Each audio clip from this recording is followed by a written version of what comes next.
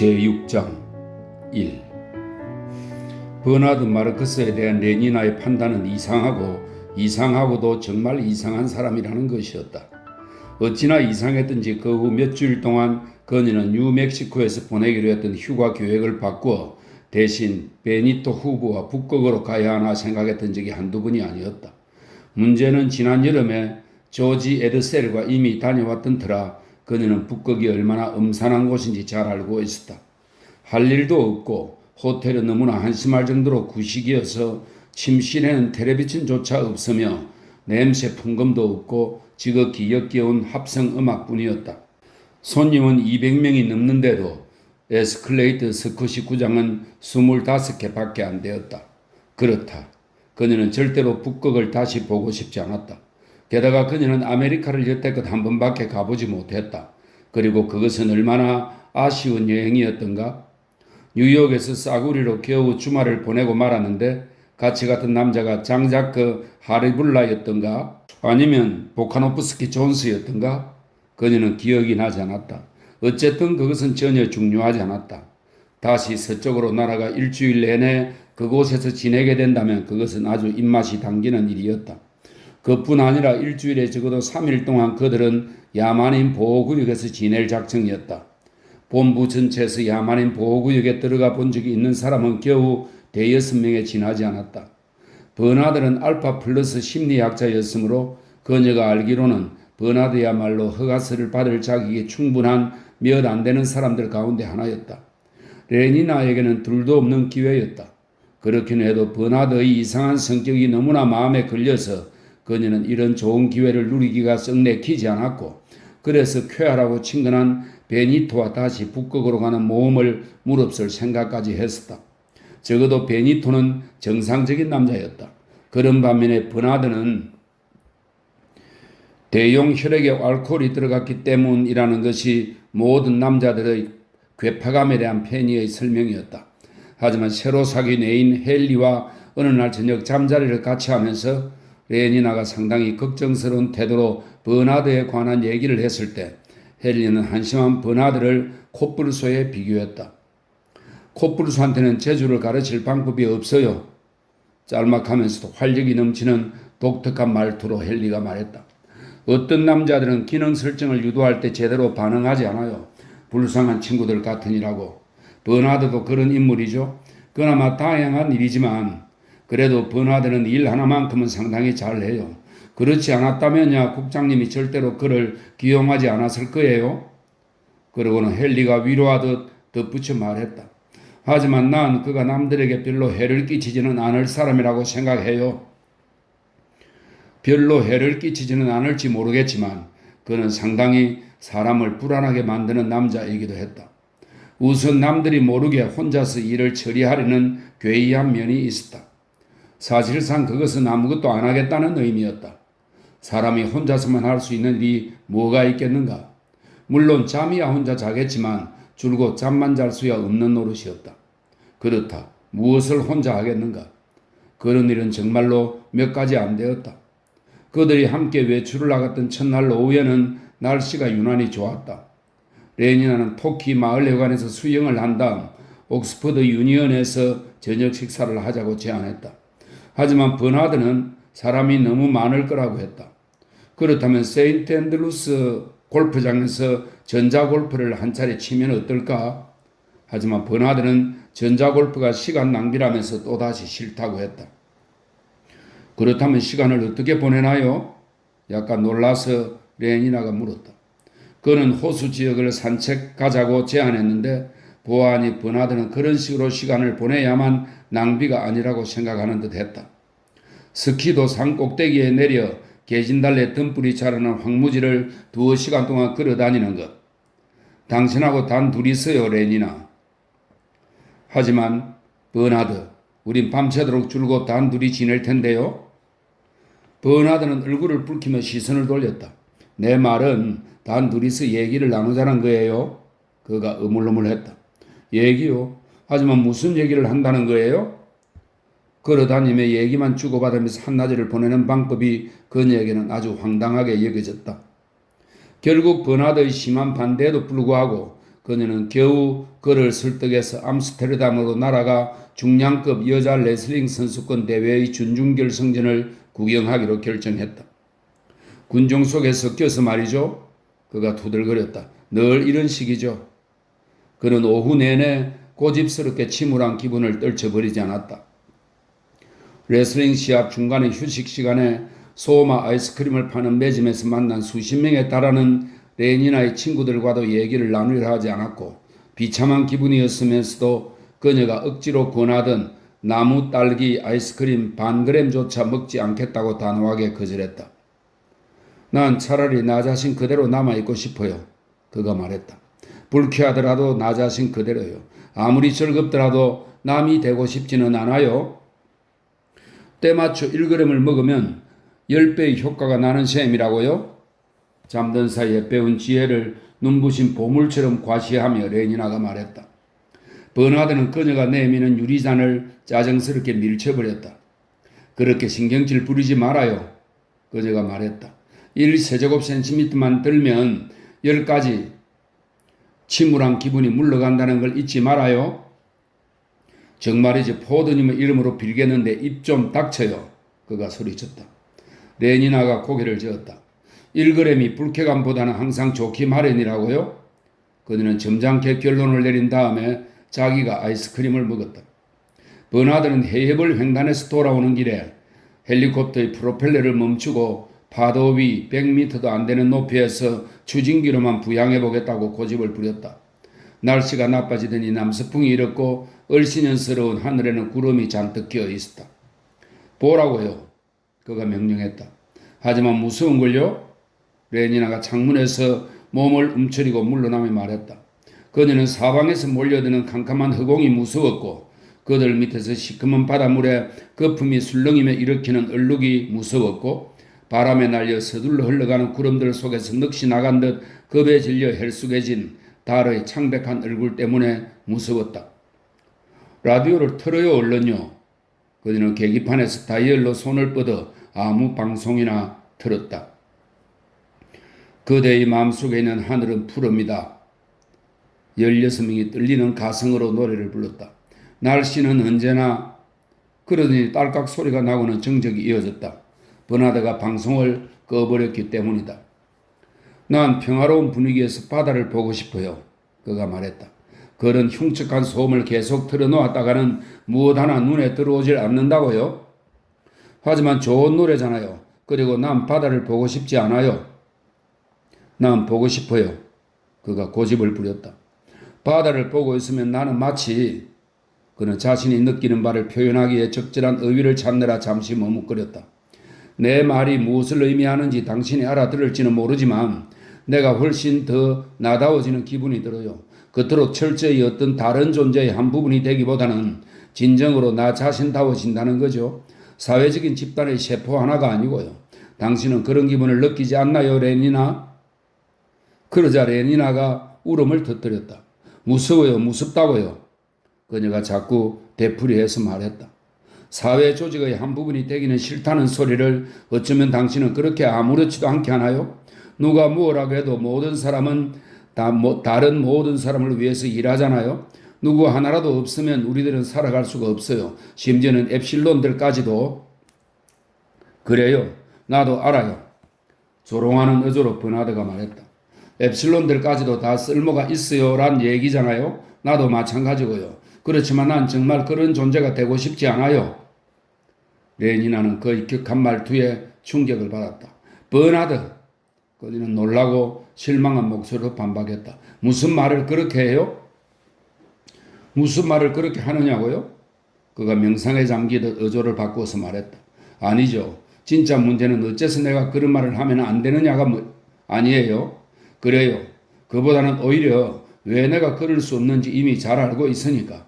정말로 따져봐야 할 문제는 만일 내가 진정 자유의 몸이라면 내가 받은 기능 절정의 유도로 인해 노예가 되지 않았다면 내가 그런 말을 해도 된다면 과연 어떻게 될까 하는 점이죠. 하지만 버나드, 당신은 지극히 끔찍한 얘기들만 하는군요. 당신은 자유롭고 싶지 않나요, 레니나? 난 당신 얘기를 이해하지 못하겠어요. 나는 자유로워요. 지극히 즐거운 시간을 보낼 자유를 누리며 살죠. 지금은 누구나 다 행복해요. 그가 웃었다. 그럼요. 지금은 누구나 다 행복하고 말고요. 우린 5살 때부터 아이들에게 그런 소리를 하죠. 하지만 당신은 다른 방법으로 행복해지는 자유를 누리고 싶지 않나요, 레니나? 예를 들면 모든 사람의 방법이 아니라 당신 나름대로의 방법으로 말이에요. 난 당신이 하는 얘기를 못 알아듣겠어요.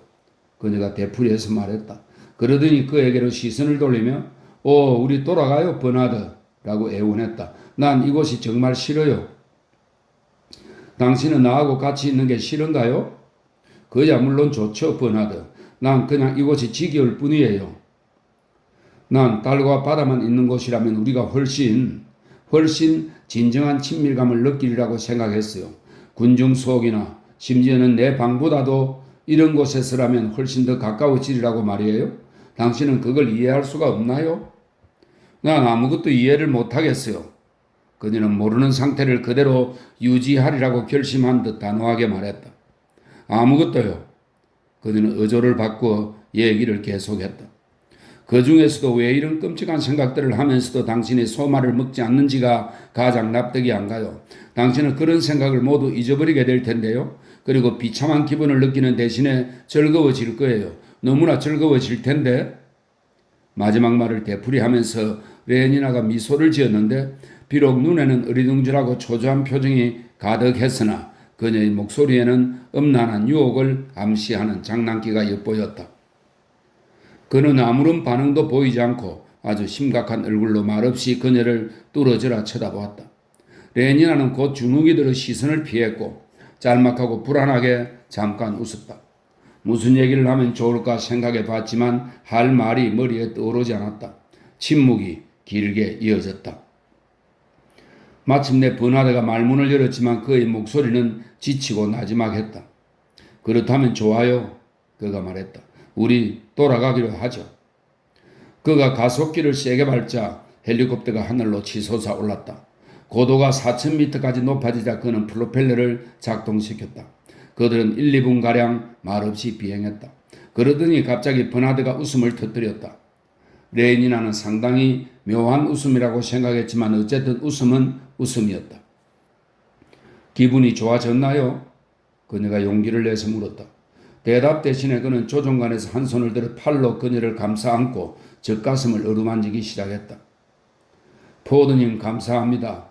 그녀는 속으로 생각했다. 버나드가 다시 정상으로 돌아온 모양이야. 반시간 후에 그들은 버나드의 방으로 돌아왔다. 그는 소마 네아를 단숨에 꿀꺽 삼키고 라디오와 텔레비전을 틀고 옷을 벗었다. 어때요? 이튿날 오후 옥상에서 만났을 때 음흉하고 교활한 태도로 레니나가 물었다. 어제 재미있었다고 생각해요? 버나드가 머리를 끄덕였다. 그들은 헬리콥터를 탔다. 약간 기우뚱거린 후에 기체가 이륙했다. 모두들 내 몸이 굉장히 탄력이 좋다고 그래요. 레니나가 자신의 두 다리를 쓰다듬으며 흐뭇한 생각에 잠겨 말했다. 굉장히 좋죠. 하지만 버나드의 눈에서는 고통스러운 표정이 어른거렸다. 그는 이런 생각을 했다. 고기 덩어리처럼 말이야. 그녀는 조금 불안한 얼굴로 그를 올려다 보았다. 혹시 당신은 내가 너무 살이 쪘다고 생각하지는 않나요? 그는 고개를 저었다. 어디를 보나 그냥 고기 덩어리. 당신은 내가 괜찮다고 생각하는군요? 그는 또다시 머리를 끄덕였다. 모든 면에서요? 완벽해요. 그가 말했다. 그리고 마음속으로는 이렇게 생각했다. 이 여자는 자신을 그런 식으로 생각해. 자신이 고기 덩어리라는 걸 개의치 않으니까. 레니나는 의기양양하게 미소를 지었다. 하지만 그녀가 자만하기에는 아직 일렀다. 그렇기는 해도 말이에요. 잠깐 침묵을 지킨 다음에 그가 말을 이었다. 그래도 난 모든 것이 달리 끝났더라면 좋았으리라는 생각이 들어요. 다르게요? 다르게 끝나는 가능성이 존재한다는 말인가? 난 우리가 잠자리에 드는 것으로 끝나는 걸 원하지는 않았어요. 버나드가 구체적으로 설명했다. 레니나는 깜짝 놀랐다. 거침없이 첫날에 말이에요. 하지만 그렇다면 무엇하러? 그는 납득이 안 가고 위험하고 어처구니 없는 얘기를 잔뜩 늘어놓기 시작했다. 레니나는 마음의 귀를 막아버리려고 최선을 다했지만 그의 말이 가끔 한마디씩 끈질기게 그녀의 속으로 파고들었다. 내가 지닌 충동들을 억제하는 효과를 시험하려고요. 그녀는 그가 하는 말을 들었다. 그 말은 그녀의 마음속에 숨겨놓은 용수철을 건드리는 듯 했다. 오늘 누려도 되는 즐거움을 절대 내일로 미루지 말아요. 그녀가 진지하게 말했다. 14살 때부터 16살 6개월이 될 때까지 일주일에 2번씩 200차례 반복한 거로군요. 그가 한 말은 그것이 전부였다. 미치광이처럼 그는 나쁜 얘기를 마구 쏟아냈다. 나는 정열이 무엇인지 알고 싶어요. 그녀는 그가 하는 말을 들었다. 나는 강렬한 무엇을 느끼고 싶어요. 개인이 감정을 느끼면 집단생활이 비틀거려요. 레니나가 반박했다. 글쎄요. 집단생활이 조금 좀 비틀거려서 안 될 건 또 없잖아요. 버나드. 하지만 버나드는 요지부동이었다. 일하는 시간 동안 그리고 지적으로만 어른이죠. 그는 얘기를 계속했다. 감정과 욕망에 있어서는 아기들이지만요.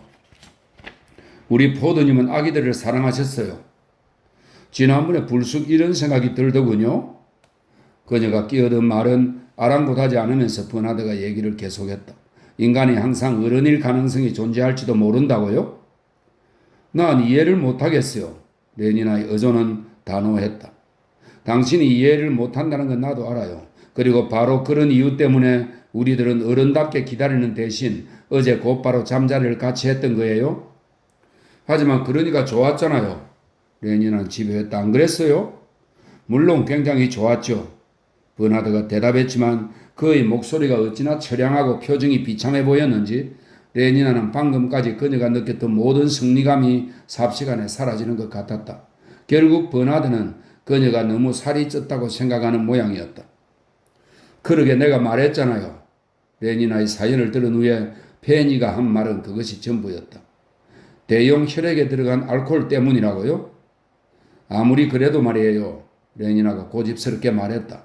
난 버나드를 정말로 좋아해요. 손이 너무 멋있다고요. 그리고 어깨의 움직임, 그게 아주 매력적이죠. 그녀는 한숨을 지었다. 하지만 그렇게 이상한 사람만 아니었으면 참 좋겠어요. 2.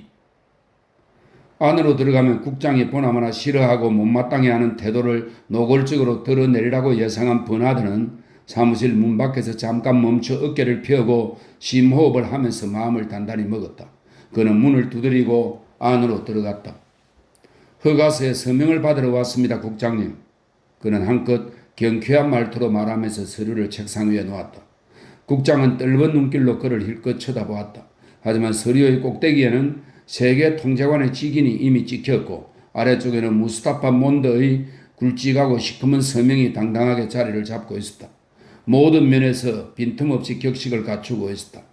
국장에게는 선택의 여지가 없었다.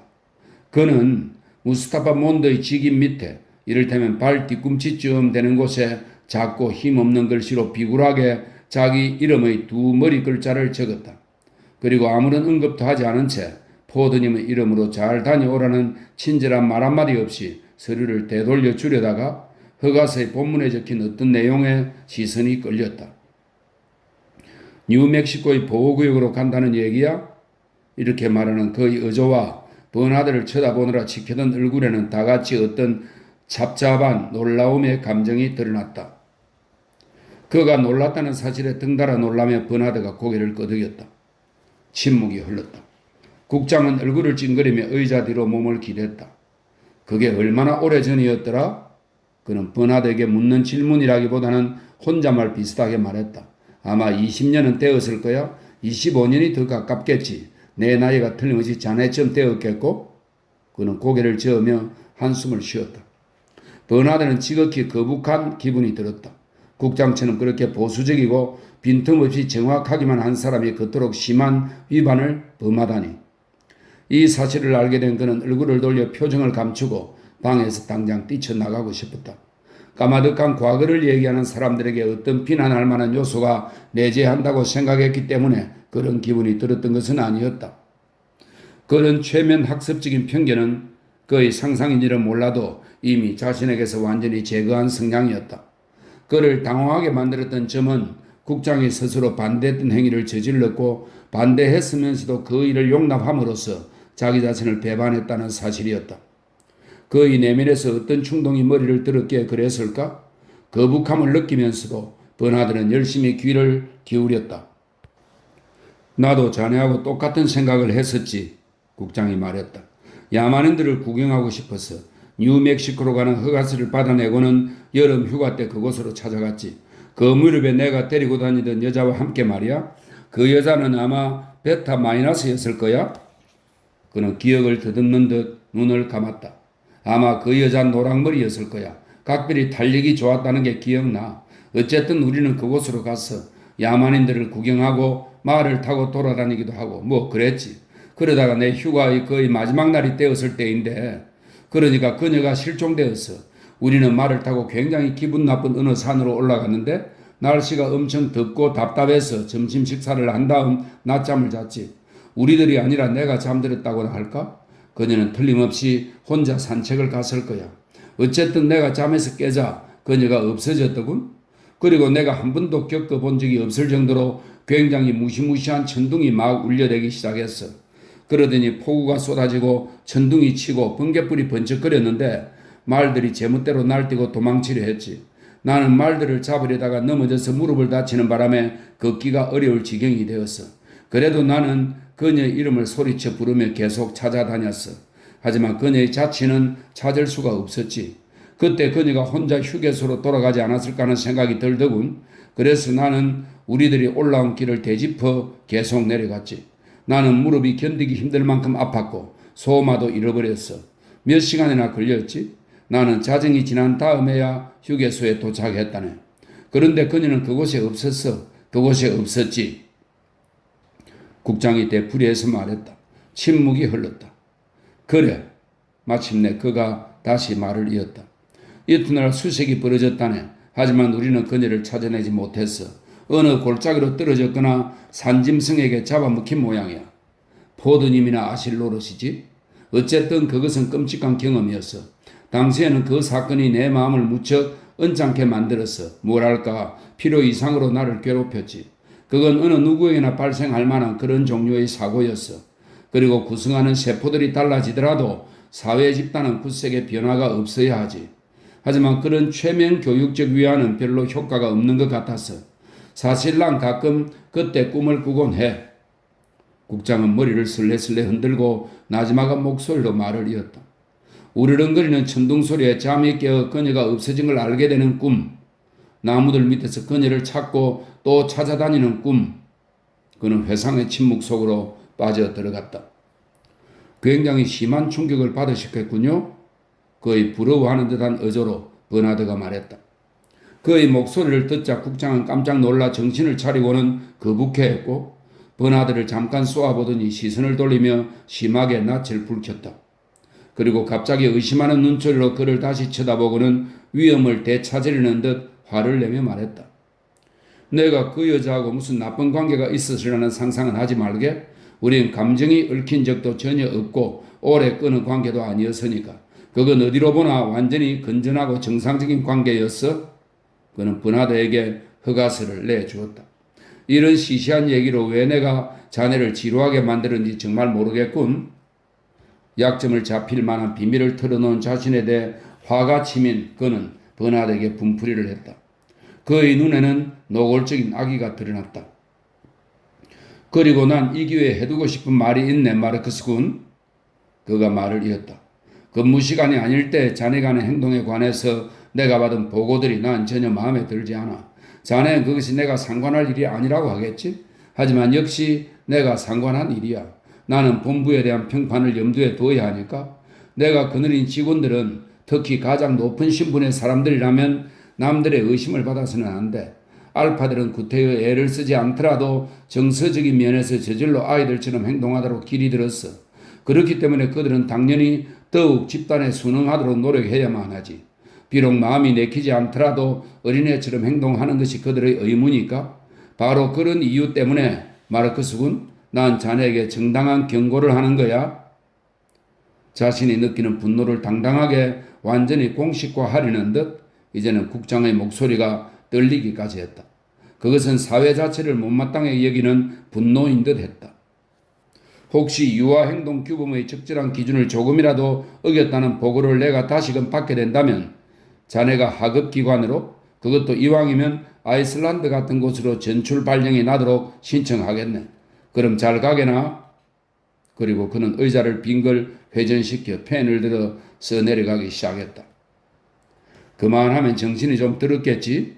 그는 속으로 생각했다. 하지만 그의 판단은 착각이었다.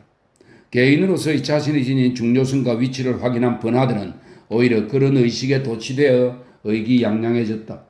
그리고 체제의 질서에 대항해 자신이 투쟁하고 혼자 우뚝 서게 되었다는 생각에 젖어 환희의 차선은 활기차게 나가 문을 쾅 닫았다. 잠시 시달림을 당했다는 생각까지도 절망은 그냥 활력소 노릇을 해서 그는 조금도 기가 꺾이지 않았다. 그는 고난에 맞서 극복하기에 충분할 만큼 자신이 강하다고 느끼면서 심지어 아이슬란드로 쫓겨가는 처지까지도 감당할 용기가 생겼다. 그리고 이런 자신감은 사실상 그가 무엇인가 직시하고 타개해야 할 일이 생기리라고는 한순간도 믿지 않았기 때문에 더욱 커졌다. 그런 정도 일로 전출 명령이 나지는 않으니까. 아이슬란드는 단순한 위협에 불과했다. 가장 자극적이며 생명력을 불어넣는 위협. 복도를 걸어가며 그는 자기도 모르게 휘파람까지 불었다.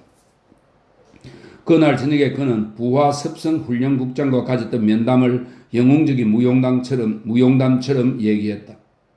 그래서 말이에요. 그가 결론을 내렸다.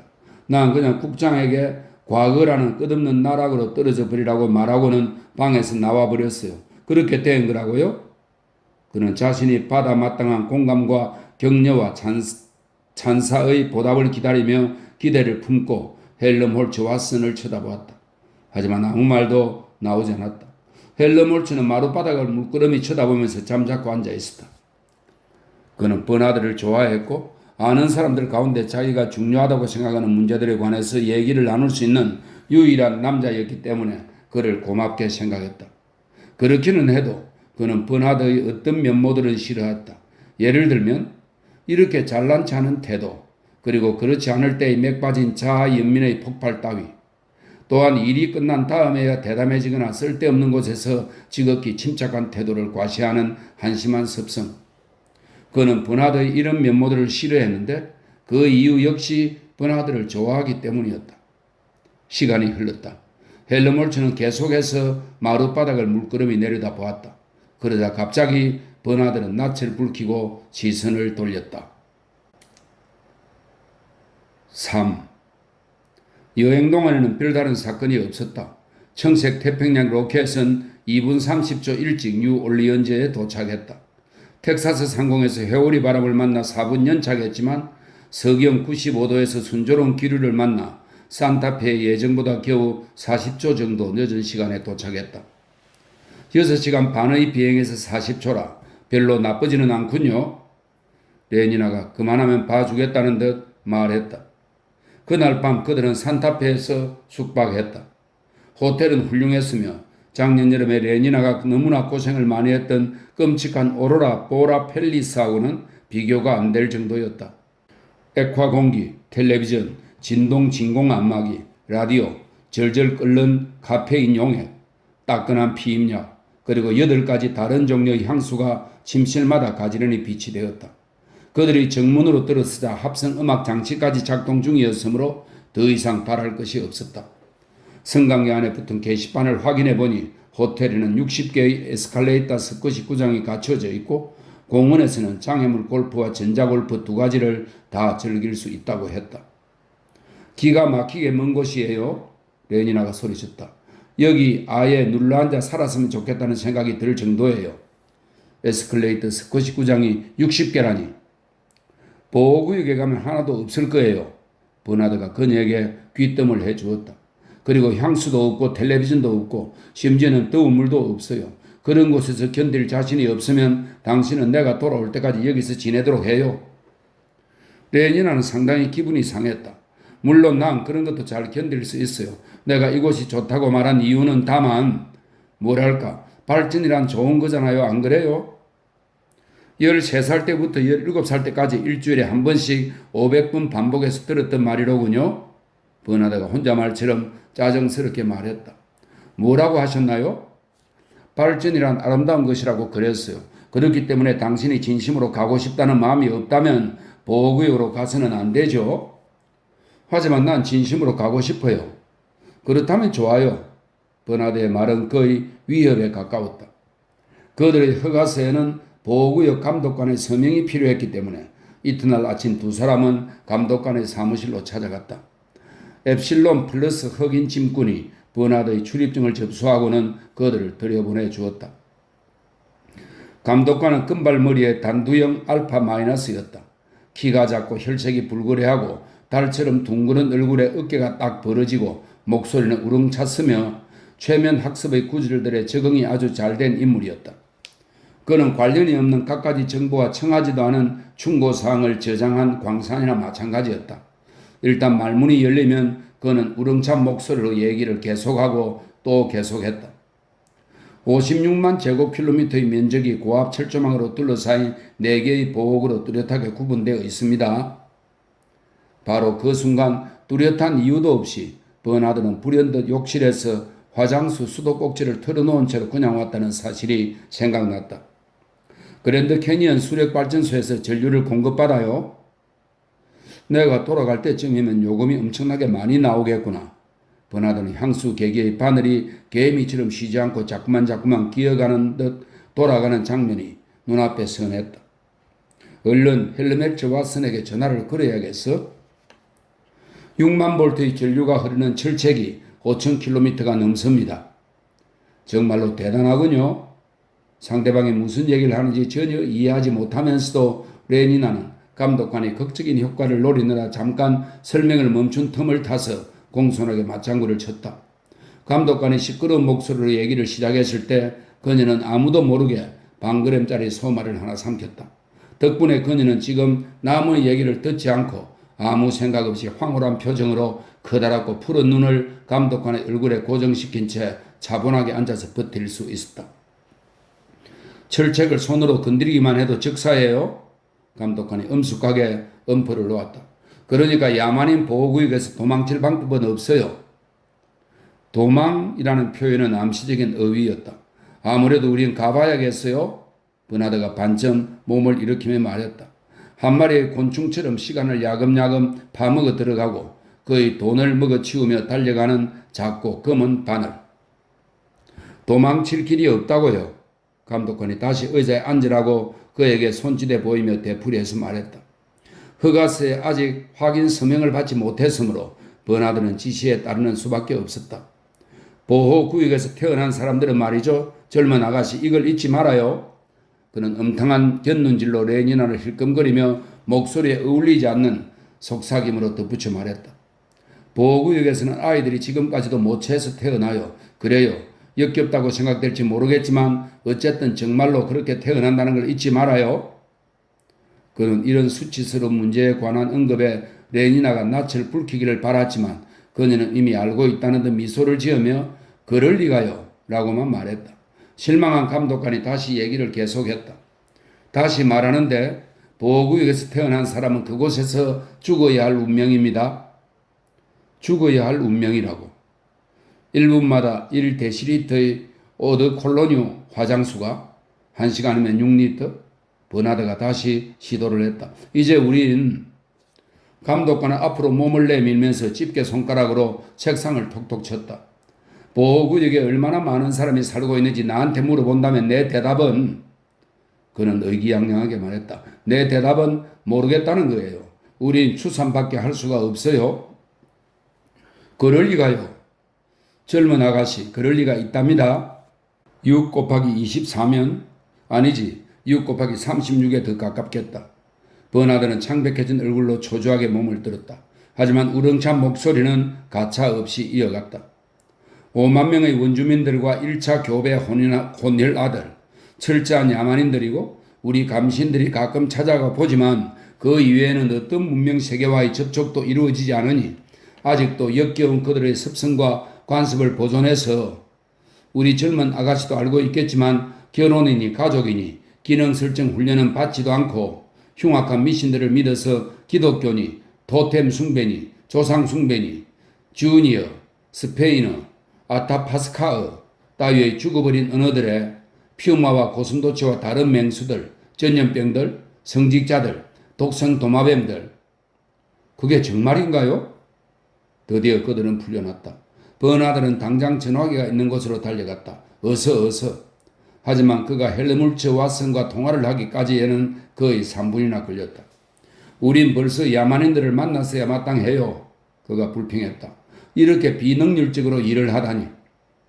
이거 1g 들어요. 레니나가 권했다. 그는 화를 내는 편이 더 좋기 때문에 싫다고 거절했다.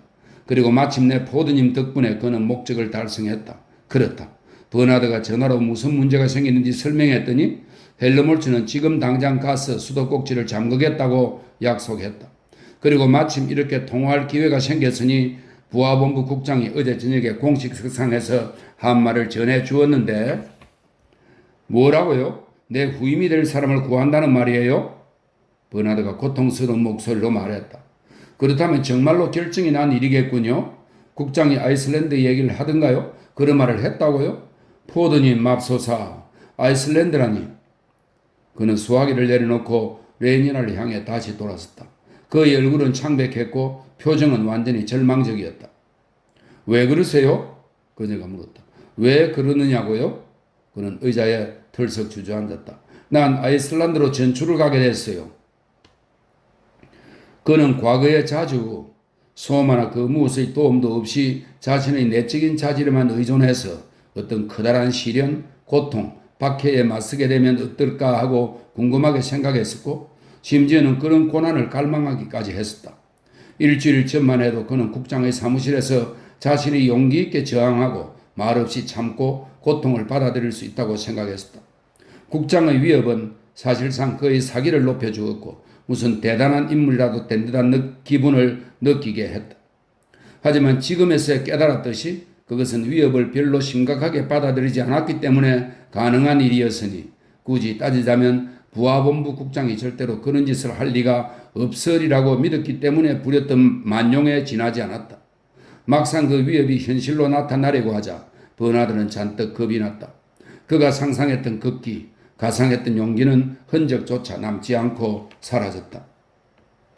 그는 얼마나 한심한 바보인가 하고 자신에 대해서 그에게 다시 한번 기회를 주지 않고 언제라도 다시 받아들일 마음이 있었다는 사실이 이제야 의심할 나위 없이 확실해진 그 기회를 다시 주지 않다니 그렇게 못마땅할 수가 없는 국장에 대해서 격분했다. 그리고 아이슬란드. 레니나가 그러지 말라고 머리를 저었다. 과거가 어떻든 앞으로가 어떻든 간에 이것저것 따져봤자 꼴치만 아파져요. 그녀가 말했다. 소마 1g이면 그런 걱정은 다 없어진다니까요. 결국 그녀는 소마를 레알이나 삼키도록 그를 설득했다. 5분 후에 근심의 나무에서는 원인의 뿌리와 결과의 열매들이 사라졌고 현재의 꽃만이 장미처럼 활짝 피었다. 짐꾼의 정갈로는 감독관의 명령에 따라 보호구역 경비대에서 헬리콥터를 가지고 와 호텔 옥상에서 기다린다고 했다. 그들은 당장 위로 올라갔다. 초록색 감마 제복 차림의 8분 혼혈아가 경례를 붙이고는 오전의 계획을 읊어댔다. 10여 개의 중요한 푸에블로 토인 부락들을 상공에서 살펴본 다음에 말파이스 계곡에 내려 점심 식사를 할 것이다. 그곳에는 편안한 휴게소가 있으며 푸에블로 마을에서는 야만인들이 아마도 여름 축제를 열고 있을 터였다. 밤을 보내기에는 그곳이 가장 좋으리라. 그들은 헬리콥터를 타고 곧 출발했다. 10분 후에 그들은 문명세계와 야만세계를 분리시키는 변경을 넘어섰다. 산을 오르락내리락 하며 소금과 모래의 사막을 가로질러 숲을 지나 깊고 깊은 보랏빛 계곡들 속으로 거대한 바위와 산봉우리와 책상처럼 꼭대기가 평탄한 암석지대 위를 지나갔다. 인류의 목적이 승리했음을 보여주는 기하학적인 상징처럼 울타리가 일직선으로 한없이 뻗어나갔다. 그 밑에는 여기저기 하얀 뼈들이 조각 무늬를 이루고 있었다. 사슴이나 황소, 퓨마나 고슴도치, 고요테, 이리 아니면 개걸스러운 칠면 말똥가리가 부패한 고기 냄새에 이끌려 하마터면 울타리를 파괴할 정도로 너무 가까이 접근했다가 인과응보를 따르기라도 하듯 감전되어 다 죽어서 황갈색 땅에다 시커먼 얼룩을 남겨놓은 것이다.